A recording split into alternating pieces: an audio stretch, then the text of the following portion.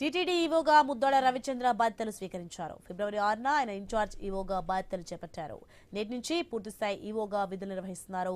నెల రోజులుగా వివిధ శాఖల అధికారులతో చర్చించారు. భక్తులకు మెరుగైన సేవలు అందించేందుకు సూచనలు స్వీకరించారు. ఇక క్షేత్రస్థాయి పరిస్థితులను పరిశీలిస్తానని ముద్దాడ రవిచంద్ర తెలిపారు.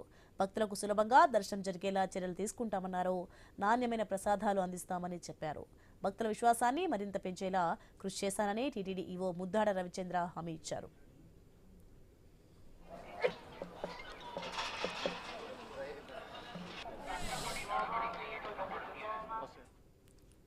నెల రోజుల్లో వివిధ వర్గాలతో మాట్లాడుతూ చాలా నేర్చుకున్నాము. ఒక భక్తుడిగా సాటి భక్తులకి ఏం చేయాలి అన్నది ఆలోచన చేస్తూ ఉన్నాం. చాలా మంది నుంచి చాలా సూచనలు వచ్చున్నాయి.